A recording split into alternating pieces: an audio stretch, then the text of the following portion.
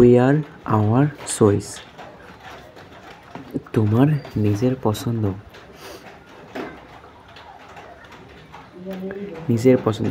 একবার এক পিতা ও তার ছেলে একটা গাধা নিয়ে হেঁটে যাচ্ছিল। যেতে যেতে একদল লোকের সাথে দেখা হয়ে গেল, যারা রাস্তার পাশে গল্প করছিল। তারা ওই পিতা পুত্রকে দেখে বলল, কি লোক রে বাবা, গাধা থাকতে থাকতে দুজনেই হেঁটে হেঁটে যাচ্ছে। এই কথা শুনে পুত্র গাধার উপর উঠে বসল। কিছু দূর যাওয়ার পর আবার একদল লোকের সাথে দেখা হলো। তারা বলল, কি ছেলে রে, এত রোদে পিতা হেঁটে হেঁটে যাচ্ছে আর পুত্র গাধার উপর বসে বসে যাচ্ছে। এই কথা শুনে তার পিতাও গাধার উপর চড়ে বসল। আবার কিছু দূর যাওয়ার পর একজন লোকের সাথে দেখা হলো।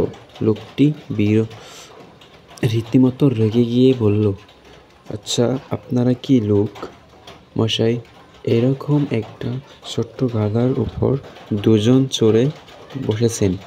এই কথা শোনার পর পিতা ও পুত্র দুজনেই গাধার উপর থেকে নেমে আবার চলতে শুরু করলো। এভাবেই কিছু দূর যাওয়ার পর আবার একজন লোকের সাথে দেখা হলো। সে হাসতে হাসতে বলল, আপনারা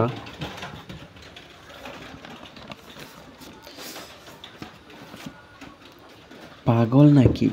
গাধা থাকতে হেঁটে যাচ্ছেন? আমরাও জীবনে লোকের কথা শুনে আমাদের যে কাজটি প্রিয় সেই কাজ ছেড়ে লোকের পছন্দ মতে কাজ করতে থাকি। আসলে আমরা ভাবি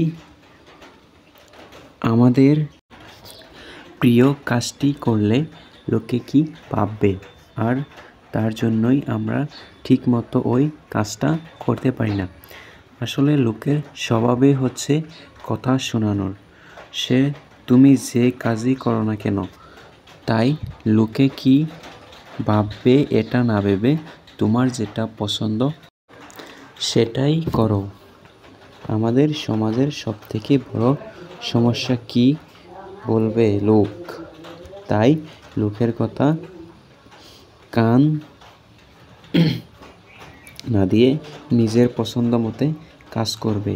লোকে কি ভাববে সেটা নিয়ে মাথা ঘামিও না। ধন্যবাদ সকল বন্ধুদের। আমাদের তরফ থেকে সবাইকে বহুত বহুত শুভেচ্ছা আমাদের ঈদ উপলক্ষে নতুন এই স্পেশাল ভিডিওটা। তোমরা সবাই যারা মুসলিম লোক আছো সবাই তোমরা ঈদ স্পেশাল ভিডিওটা, সবাইকে ঈদ মোবারক।